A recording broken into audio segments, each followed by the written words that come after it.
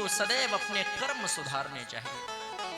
व्यक्ति को भविष्य की चिंता नहीं करनी चाहिए, व्यक्ति को अपने वर्तमान की चिंता करनी चाहिए। अगर आपका प्रेजेंट सुधर गया तो आपका फ्यूचर अच्छा हो जाएगा, और अगर आपका प्रेजेंट बिगड़ता जा रहा है तो फ्यूचर अच्छा होने वाला नहीं।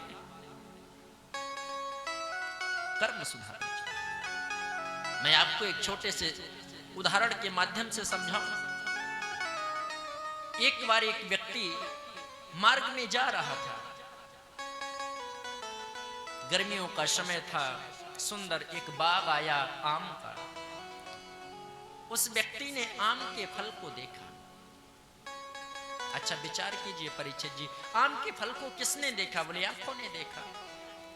उस व्यक्ति की आंखों ने आम के फल को देखा, लेकिन आंखें अब आम के फल को तोड़ नहीं सकती हैं, तो उसके पैर वहां पर चल करके गए पेड़ के पास तक।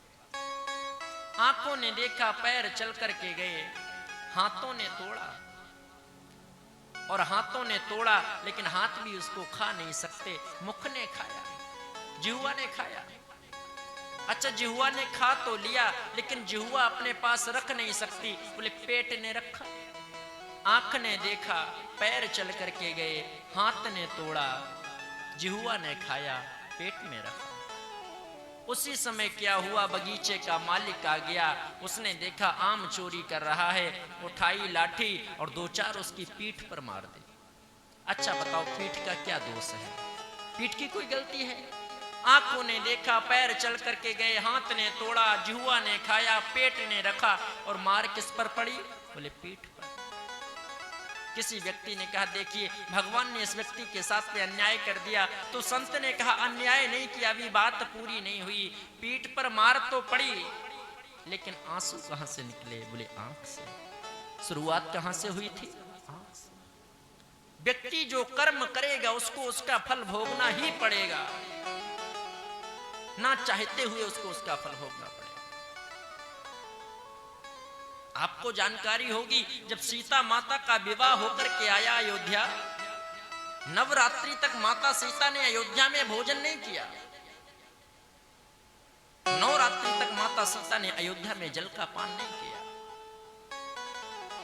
माता कौशल्या ने कहा बेटी सीते तू जल नहीं पी रही, तू भोजन नहीं कर रही। सीता ने कह दिया मां मेरी इच्छा नहीं है, मुझे भूख नहीं है, मुझे प्यास नहीं है। सुमित्रा ने पूछा, उनको भी वही बात कह दी, मां मेरी इच्छा नहीं है, मैंने इसलिए नहीं किया। लेकिन जब 9 दिन बीत गए, माता कैकेयी को इस बात की सूचना मिली, तो कैकेयी ने आकर के पूछा सीते क्या बात है, तू भोजन क्यों नहीं कर रही? आज माता सीता ने बताया मां मैं कैसे भोजन कर लूं? जिस घर में भांजे की हत्या का दोष लगा हो, जिस घर में भांजे की हत्या का दोष लगा हो, आप ही बताओ। मेरे पिताजी ने तो बताया है उस घर का जल भी नहीं पिया जाता है, और फिर मैं आपके घर का भोजन और जल कैसे ग्रहण कर लूं, क्योंकि आपके घर में भांजे की हत्या का दोष लगा है। कैकेयी बोली मेरी अयोध्या में आज तक किसी ने किसी को नहीं मारा, और तुम कहती हो भांजे की हत्या का दोष लगा है। सीते संभल कर बोलो, ये बात उचित नहीं है। सीता ने कहा मां जो सत्य है वो सत्य ही रहता है, ये कभी झुकता या छुपता नहीं। बात तो धीरे धीरे पूरी अयोध्या में फैल गई। यहां तक हुआ कि बात राजा के कानों तक पहुंची, और जब दशरथ जी महाराज के कानों में ये बात पहुंची, सीता कह रही है, मेरी बड़ी बहू कह रही है कि अयोध्या में भांजे की हत्या का दोष है। दशरथ जी महाराज को वो चरित्र ध्यान आ गया, दशरथ जी महाराज को वो दृश्य ध्यान आ गया, और कह दिया सीता झूठ नहीं कह रही, सीता सत्य कह रही है, भांजे की हत्या का दोष लगा है। एक बार की घटना है, महाराज दशरथ शिकार खेलने के लिए गए थे, और उसी समय धोखे से इनको भांजे की हत्या का दोष लग गया। जा पहुंचा सरयू तीर, भरन को नीर विपत्ति का मारा, जल भरने गया बेचारा। कौन जल भरने गया? श्रवण। श्रवण पानी को आया था, वही जल में तुम भी डुबोया था। अरे धोखे से मारा, कलेजा फाड़ा, जल भरने गया बेचारा। आज दशरथ जी महाराज ने जैसे ही श्रवण ने जल में अपनी तुम्बी को डुबोया, जल में अपनी गगरी को डुबोया, एक आवाज हुई गड़गड़ की। आज दशरथ जी महाराज ने सोचा, हमें लगता है शायद कोई सिंह, कोई चीता आकर के इस जल को पी रहा है, और बाण को छोड़ दिया। वो बाण सीधा श्रवण की छाती में लगा, और जैसे श्रवण के सीने में वो बाण लगा, आज श्रवण का उसी समय व्याकुल हो गए, विलाप करने लगे। दशरथ जी ने सुन, जैसे ही रुदन की आवाज को सुना, दौड़ करके आए, आज श्रवण को अपनी गोद में लिटा लिया। सीने में बाण लगा हुआ है, रक्त बह रहा है, श्रवण को गोद में लिटा लिया। और जैसे ही ने श्रवण ने आंख खोल करके दशरथ जी महाराज को देखा, तो आज श्रवण कहने लगा, मामा जी भेद बता देना, पितु मातु को नीर पिला देना। मेरे पांव पड़ी जंजीर, हुआ अंधियारा, जल भरने गया बेचारा।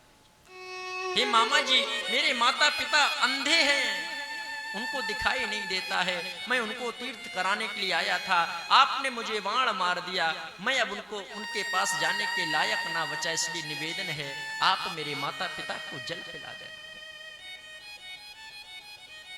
जैसे ही मामा जी कहा, तो दशरथ ने पूछा, मैं तेरा मामा कैसे हो गया? मामा तो वही होता है जिसकी बहन का पुत्र हो, वो मामा कहता है, मैं तेरा मामा कैसे हो गया? तो आज श्रवण कहने लगा, मामा जी, मेरी माँ ने मुझे बताया है कि तेरे मामा के मस्तक पर सूर्य का तिलक है, और मैंने आपके मस्तक पर सूर्य का तिलक देखा, इसलिए मैंने आपको मामा कह दिया। श्रवण का तो प्राणांत हो गया। जब दशरथ जल लेकर के गए और दशरथ ने जाकर के देखा, ये श्रवण के माता पिता नहीं थे। फिर बोले, दशरथ की एक ही बहन थी जिसका नाम था सुहांगी। दशरथ की एक ही बहन थी जिसका नाम था सुहांगी, और सुहांगी का विवाह हुआ था महाराज शांतनु के साथ। आज दशरथ जी महाराज ने जैसे ही देखा कि श्रवण के माता पिता, अरे ये श्रवण के माता पिता नहीं है, ये तो मेरे बहन और बहनोई है, आज मेरे हाथों मेरे भांजे की हत्या हो गई। और जैसे ही आज दशरथ जी महाराज को वो चरित्र ध्यान आया, सीता के पास में आए, बेटी तू सत्य कहती है, मेरे जीवन में दोष लगा है, मेरे हाथों मेरे भांजे की हत्या हो गई है, बता इस हत्या से बचने का उपाय क्या है? वहीं पर वशिष्ठ जी खड़े थे, उन्होंने कहा, अगर इस भांजे की हत्या हो जाए, धोखे में हो जाए, उससे बचने का एक ही उपाय है। क्या? बोले 1000 ब्राह्मणों को बुलाओ और उन्हें भोजन करा दो, यथाउचित सम्मान करके उनको विदा कर दो, बच जाओ। दशरथ जी महाराज ने सीता से कहा, देवी पुत्री, गुरुजी बता रहे 1000 ब्राह्मणों को भोजन करा दो, दोष चला जाएगा, उसके बाद तो तू भोजन करेगी। अच्छा, माता सीता ने कहा कि गुरुजी 1000 की बता रहे, ठीक है, लेकिन मेरे पापा ने तो कुछ और बताया है। अच्छा, बहुत सी बहुएं ऐसी होती हैं परीक्षित जी, सास चाहे कितना भी बता दे कि बूंदी का लड्डू ऐसे बनेगा, लेकिन फोन करके जब तक अपनी माँ से ना पूछ ले तब तक मानती नहीं है, कितना भी सास बता। माता सीता ने कहा, गुरुजी कह रहे ठीक कह रहे होंगे, लेकिन मेरे पिताजी ने ये नहीं बताया। फिर मेरे पिताजी ने तो कहा है 1000 नहीं, केवल 1 ब्राह्मण को भोजन करा दिया जाए तो भांजे की हत्या का दोष समाप्त हो सकता है, लेकिन वो ब्राह्मण ऐसा होना चाहिए जिसने किसी दूसरे के घर पर आज तक कभी मुंह जूठा ना किया हो। दशरथ जी सीता की बात को मान गए। ठीक है देवी, पूरी अयोध्या में खोजा गया, कोई ब्राह्मण ढूंढो जिसने आज तक किसी के घर में भोजन ना किया हो, जिसने आज तक किसी के घर में जल ना पिया हो। सारी अयोध्या में ढूंढा गया, वो ब्राह्मण नहीं मिला। आपके खैरतल में हो तो बताओ जिसने आज तक किसी के घर में भोजन न किया हो। पत्र श्री जनक जी महाराज को लिख करके भेजा गया, महाराज आपकी नगरी में कोई ऐसा ब्राह्मण हो जिसने आज तक किसी के घर में मुंह जूठा ना किया हो तो कृपा करके उसको भेज दीजिए, मैं उसको भोजन पवाना चाहता हूं। दशरथ जी ने पत्र पढ़ा और पत्र पढ़ करके दूसरी चिट्ठी में लिख करके भेजा, और जैसे ही वो पाती आई, श्री दशरथ जी महाराज ने उस पत्रिका को पढ़ा। उसमें साफ लिखा था, महाराज जनकपुर में क्या सारे भूमंडल पर कोई ऐसा ब्राह्मण नहीं मिलेगा जिसने आज तक किसी के घर में जल ना पिया हो, भोजन ना किया हो। एक ब्राह्मण है, केवल एक, और उसी ने आज तक किसी के घर में जल नहीं पिया है, और वो है लंका का राजा रावण। क्यों? उसकी प्रवृत्ति राक्षस की, उसको कोई बुलाता नहीं है निमंत्रण में, उसको कोई बुलाता नहीं अपने घर में। अच्छा रावण को कौन बुलाए, तो केवल एक ही ब्राह्मण है, उसको बुलाओ और उसको भोजन करा दो, तुम्हारा दोष समाप्त हो जाएगा। आज महाराज दशरथ ने पत्रिका लिखी रावण के लिए।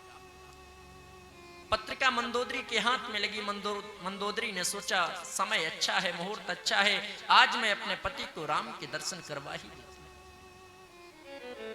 रावण राजमहल से जब अपने महल में आया, आज मंदोदरी ने कहा स्वामी मेरी एक इच्छा है। बोले क्या? बोले आपने आज तक कभी ब्राह्मणों वाला काम नहीं किया है, मेरी इच्छा से, मेरे कहने से एक बार ब्राह्मणों वाला काम कर दो। रावण बोला मैंने ब्राह्मणों वाला काम नहीं किया। अरे मैं जनेऊ को धारण करता हूँ, शिव की पूजा करता हूँ, सुंदर मस्तक पर तिलक लगाता हूँ, धोती को पहनता हूँ, और ब्राह्मणों वाले काम क्या हैं? यही तो ब्राह्मणों के काम हैं। मंदोदरी बोली ये वाले नहीं। बोले ब्राह्मणों का असली काम तो ये है, बोले दूसरे के घर में जाएं, भोजन पाएं और वहां से दक्षिणा लेकर के घर आएं, असली काम तो ये है। रावण आपने अभी तक वो काम नहीं किया है। रावण बोला देवी मुझे बुलाएगा कौन, मुझे कौन बुलाएगा जिसके घर में भोजन करूं? मंदोदरी ने कहा बुलाने वाले बहुत है, तुम जाने की हाँ करो।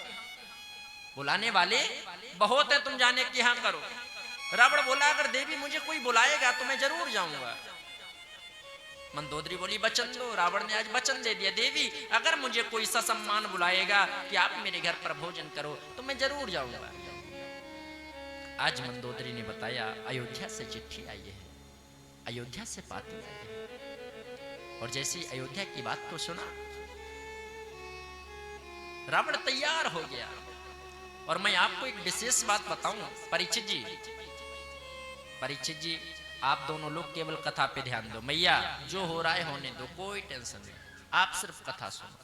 हाँ, आज रावण अयोध्या में भोजन करने के लिए जाने के लिए तैयार हो गया। सुंदर लांग लगाई, सुंदर वस्त्रों को धारण किया है, सुंदर तिलक लगाया है, और जो सिर पर सोने का मुकुट था आज उसको उतार करके रख दिया। क्यों? बोले आज ब्राह्मण बन करके जा रहा हूं, और ब्राह्मण का धर्म है ब्राह्मण बन करके। और रावण जैसे ही अयोध्या में आया तो श्री दशरथ जी महाराज ने रावण के पैरों को धोला, रावण का सुंदर तिलक किया, क्योंकि ब्राह्मणों की बहुत बड़ी महिमा है। आज दशरथ जी ने रावण के पैरों को धुला, पैरों को धुलने के बाद में आज सुंदर तिलक किया, आसन बिछाया। कभी भी ब्राह्मण घर में आए सर्वप्रथम नियम होता है उनके चरणों को धुलो, और जो धुला हुआ जल है सारे घर में उसका छिड़काव करो। ब्राह्मण आपके घर से प्रसन्न होकर के चले जाएं, आशीर्वाद दे करके चले जाएं, समझ लो आपका जो भी कार्य है वो सफल हो। रावण के आते महाराज दशरथ सिंहासन से खड़े हो गए, रावण के पैरों को धुला, पैरों को धुल करके सुंदर तिलक लगाया, आसन पर विराजमान किया, प्रार्थना की प्रभु आप मेरे घर पर प्रसाद पाइए। रावण प्रसाद पाने लगा, और जैसे प्रसाद पाते पाते प्रसाद पूर्ण हो गया, दशरथ जी महाराज दक्षिणा देने को चले तो आज रावण कहने लगा राजन, जिस देवी के कहने पर मुझे यहाँ पर भोजन करने को प्राप्त हुआ, दक्षिणा भी उसके ही हाथ से दिलाओ। सीता को बुलाया गया, और सीता जैसे ही आई आज दक्षिणा देने के लिए रावण से कहा प्रभु मांगो तुम्हें क्या चाहिए, और मैं वचन देती हूं आप जो मांगोगे वो मैं तुम्हें दूंगा। रावण जैसे ही सीता को सामने देखता है, भगवती जगत जननी जगदम्बा को सामने देखता है, आज रावण कहने लगा माँ अगर मुझे कुछ देना चाहती हो तो दक्षिणा में सिर्फ इतना दे दो कि मेरी मुक्ति हो जाए। सीता बोली मुक्ति का काम मेरा नहीं है, मुक्ति का काम मेरा नहीं है, मुक्ति का काम जिसका है मैं उससे आज्ञा लेकर के आती हूँ। सीता दौड़ी दौड़ी राम के पास में आई और राम जी से बोली प्रभु आज रावण मुक्ति मांग रहा है। राम जी बोले तो दे दो, समस्या क्या है। सीता ने कहा अगर रावण को मुक्ति दोगे इसका मतलब यह है कि रावण के हृदय में भक्ति का जाना जरूरी है। राम जी बोले तो समस्या क्या है। आज सीता कहने लगी राम जी अगर रावण को मुक्ति दी तो उसके हृदय रूपी लंका में मुझको जाना पड़ेगा। आज राम कहते हैं तेरे वचन को पूर्ण करने के लिए मैं रावण की लंका में तुझको भेज भी दूंगा और रावण को मुक्त भी कर दूंगा उससे। आज रावण ने सीता से मुक्ति मांगी और राम जी ने जब देखा कि मेरे पिता ने रावण के चरणों को धोया है, रावण के चरणों का पूजन किया है। तो राम जी ने ये प्रतिज्ञा कर ली, जिसको मेरे पिता ने पूजा है उसको मैं भी पूजूंगा। और राम ने भी रावण का पूजन किया है। कब? बोले जब लंका पर चढ़ाई करने के लिए जा रहे थे, समुद्र के किनारे बैठे हुए हैं, लंका पर विजय प्राप्ति के लिए आज सुंदर रामेश्वरम का निर्माण करना है।